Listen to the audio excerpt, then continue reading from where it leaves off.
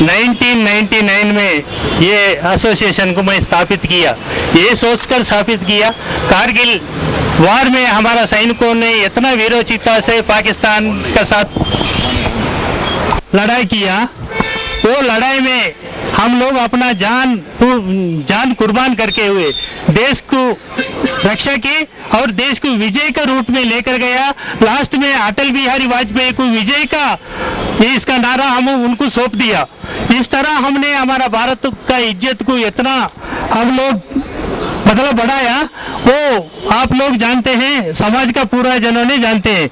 लेकिन 2001 से मैं सैनिकों का समस्याओं पर जो गवर्नमेंट थे हमारा, जो मुख्यमंत्री जी और जैसा उप मुख्यमंत्री साहब और गवर्नर साहब, इनको पूरा को मैं हमारा निवेदन करते आया, हमको कम से कम खाने का, रहने का और नौकरी का, ये इज्जत का साथ जीने का अवसर हमको बनाया जाए। लेकिन हर साहब ने बोल दिया हम पक्का करेंगे, तुम्हारा पूरा इच्छा पूरा करेंगे।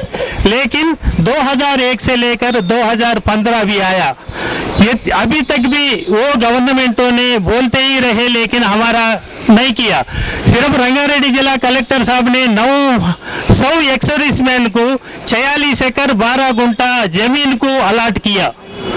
उसको पट्टा का देने के लिए मैं कई बार चक्कर काटा, कई साहबों से पूछा, उन्होंने रेकमेंड किया, लेकिन आखिरी में क्या है उसका कोई रिजल्ट नहीं है। और मेरा सैनिकों ने भी मेरे को छोड़कर चला गया, क्योंकि इसका साथ रहने से कुछ मिलने का नहीं, जुलने का नहीं, ऐसा ही मीटिंग लगाते रहता, बोलते रहता, जाते रहता, कुछ नहीं है करके।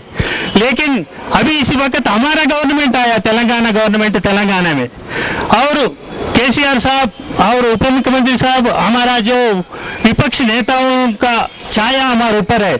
हम ये चाहते हैं कि हमारा गवर्नमेंट हमारा सैनिकों को जो 10 जिलाओं का सैनिकों ने है, इनको हर एक को घर का जगह दिलाया जाए और उसको बनाने के लिए फाइनेंशियल असिस्टेंट दिया जाए, ये किया था।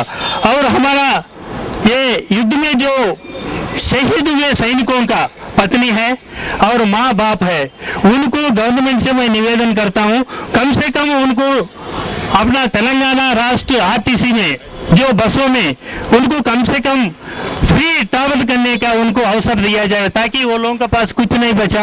और वो मिलने से हमारा गवर्नमेंट को वो ऐसा पिक्चर रखे करेंगे कि हमारा जान जाने तक हमारे गवर्नमेंट का साथ चलेंगे। और उसके बाद ये फ्लैग डे का नाम हर दिसंबर 25 तारीख को चलता। ये 25 तारीख का नाम से सर हमारा सैनिक डायरेक्टरेट के लिए कई किस्म का पब्लिक डोनेशन देता सैनिकों का संरक्षण के लिए। वो हमारा तक कितन तक पहुंचा मेरे को तो नहीं मालूम है, लेकिन मैं कई बार हमारा डायरेक्टर साहबों से लड़ाई किया, ये पैसा कहाँ जा रहा है, किसको मिल रहा है, क्या है। हमारा गरीब पत्नियों में वैसा ही है, जिधर का झोपड़ी में है उधर ही है, तो उनमें उस तरह। और एनसीसी कैडेट के साथ हम लोग भीख मांगने के बाद रोड पर छोड़ते, सैनिकों का रक्षा करेंगे, दान करो। मैं ये बोला था, ये वो टाइम नहीं है दान करने का टाइम। हमारा गवर्नमेंट भरपूर, ये क्या बोलते हैं, इकोनॉमिकली टाइट है, मतलब फ्री है। तो हमारे को मुख्यमंत्री साहब कई साल में 25 करोड़ या 30 करोड़ सैनिकों का वेलफेयर के लिए दिया जाए, तो हम भीख मांगने की जरूरत नहीं पड़ता, सैनिकों के गौरव के साथ हम उनका वेलफेयर उनको मिलता। और तो चौथा बात मैं ये बोलना साहब से रिक्वेस्ट है, सैनिक संक्षेम जो गवर्नमेंट का, स्टेट गवर्नमेंट का सैनिक वेलफेयर संघों में जो भी अधिकारी को नियुक्त करते हैं वो सैनिक ही होना चाहिए सर, क्योंकि सिविलियंस होने से करते, लेकिन हमारा बट्टी उन तक नहीं आता। तो ये इसमें सैनिकों को ही वो मौका देकर सैनिक अधिकारी को ही हमारा अधिकारी बनाने से कुछ मतलब सैनिक का वेलफेयर बराबर उन तक पहुंचा सकता सर। और प्रभु जो गवर्नमेंट का जो ऑफिसेस हैं उसमें हमारा वीर वितंतियों को जो पत्नी को खोया और माँ बाप है उनको छोटा मोटा कोई नौकरी दिया जाए, ताकि वो डेली रोटी खाकर जी सके, वो इसका साथ। और 2001 में जवाहर नगर शामिरपेट में कलेक्टर रंगारेड्डी जिला अजय जैन साहब था, 46 एकड़ 12 गुंठा हमको अलाट किया। उसमें कई बार हमने अभी तक कलेक्टर साहब को, गवर्नमेंट को घूमते घूमते सीएम साहब ने आया, उन्होंने भी प्रॉमिस किया हम दे रहे। चंद्रबाबू साहब भी था, उन्होंने करवाया दिलाने का, लेकिन हाथ को मिलने तक गवर्नमेंट चेंज हो गया और कोई साहब आएगा। और कांग्रेस आया, कांग्रेस भी ऐसा ही बोलता रहा। और राजशेखर रेड्डी साहब ने ये वादा किया तुम्हारा जगह ही नहीं, घर बनाकर मैं दूंगा। लेकिन ये हमारा किस्मत बदकिस्मत है, वो घर भी जगह भी नहीं है, बनाना भी तो वो हवा में चल गया।